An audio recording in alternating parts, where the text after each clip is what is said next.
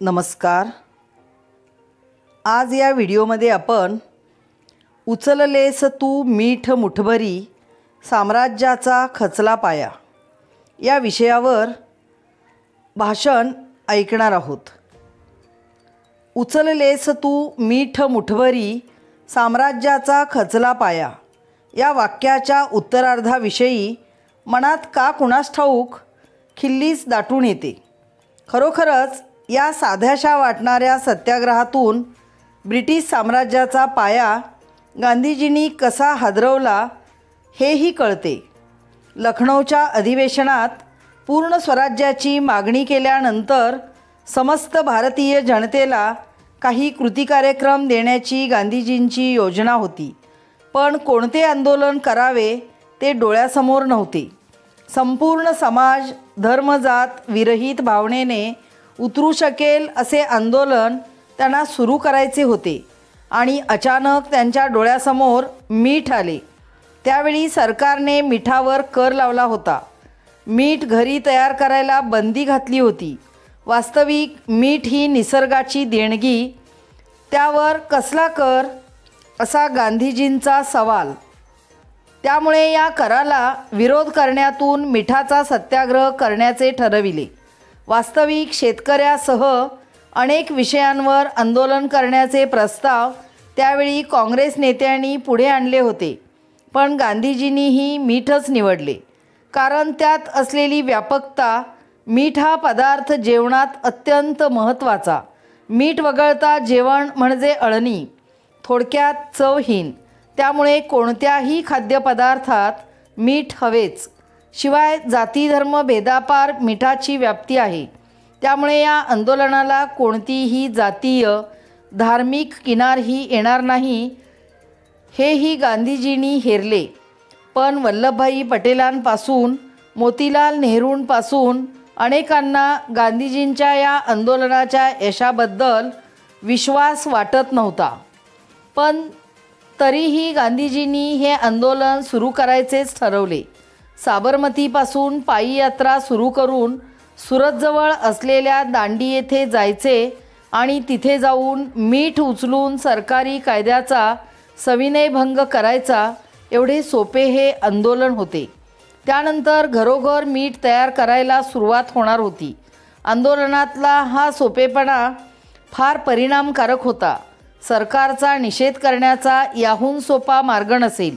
गांधीजींचे म्हणणे एकच होते, या आंदोलनात कोणताही हिंसाचार अपेक्षित नव्हता, कारण चौरी चौरा येथील अनुभव ताजा होता। आंदोलनाचे त्यांनी बरेच नियमही दिले होते। अहिंसा हा त्यापैकीच एक तसाच। ब्रिटिश ध्वजाचाही आदर राखणे हेही एक कारण उघड आहे। युनियन जॅक जाळण्याचा प्रयत्न झाल्यास चिडलेले ब्रिटिश सोल्जर हाणामाऱ्या करायला कमी करणार नाहीत आणि आंदोलन उगाचच कार्यकर्त्यांकडूनही हिंसाचाराकडे ढकलले जाईल अशी भीतीही त्यांना होती। म्हणूनच या आंदोलनासाठी गांधीजींनी 78 आंदोलक नीट निवडले। आपल्याला अपेक्षित त्या गोष्टी त्यांना समजावून सांगितल्या। या आंदोलकात तरुणांपासून वृद्धांपर्यंत आणि सर्व जाती धर्माचे लोक होते। ही सगळी मंडळी साबरमतीहून दांडीकडे निघाली।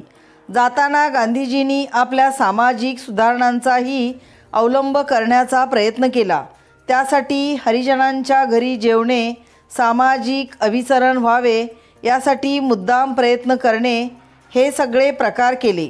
अखेरीस दांडी येथे जाऊन त्या जथ्याने मीठ उचलले आणि ब्रिटिश कायदा मोडला।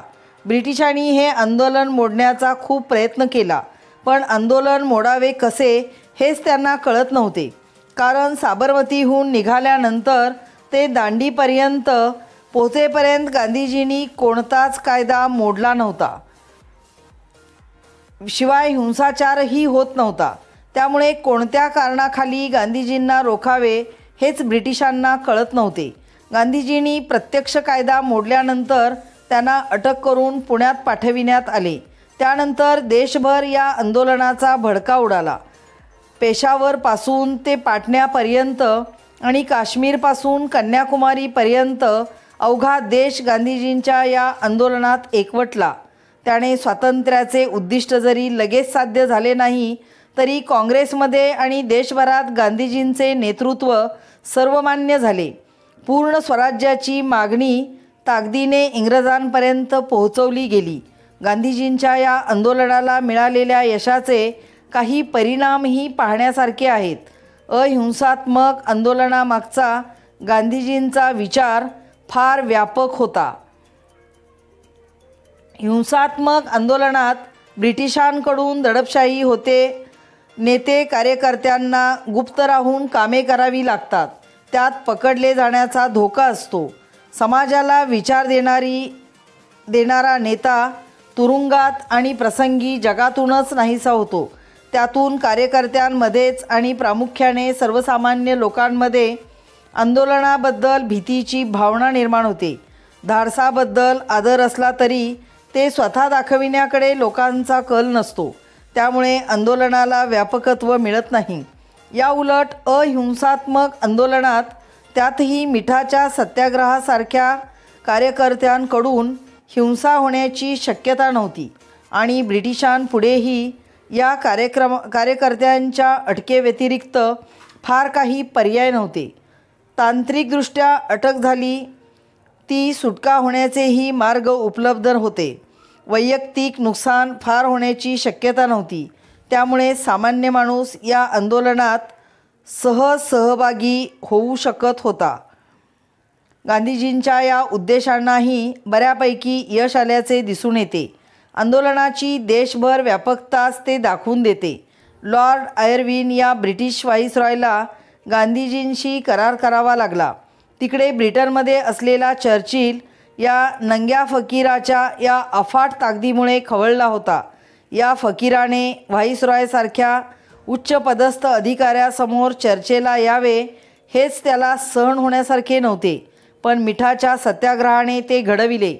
याच काळात सशस्त्र क्रांतीचे आंदोलन त्या काळात नेताजींच्या मार्फत सुरू असले तरी त्यांच्या प्रयत्नांना दुर्दैवाने मर्यादा पडल्या.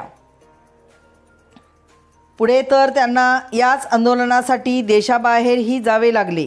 तिकडे सावरकरांना ब्रिटिश सरकारने जखडून ठेवले होते. भगतसिंग, राजगुरू आणि सुखदेव यांनाही व्यापक जनसहानुभूती असली तरीही फासावर जावे लागल्याने भारतीय समाज निर्णायकी अवस्थेत आला होता. तेच ओळखून गांधीजींनी दक्षिण आफ्रिकेत गिरवलेला अहिंसात्मक आंदोलनाचा पाठ भारतीय भूमीत गिरवला. गांधीजींच्या या आंदोलनाने निशस्त्र आंदोलनाची नवी ज्योत पेटवली. भारतीय जनांच्या सहभागाने त्यामागून हजारो ज्योती पेटल्या गेल्या. उचललेस तू मीठ मुठभरी, साम्राज्याचा खचला पाया. किती सार्थ ओळी आहेत नाही.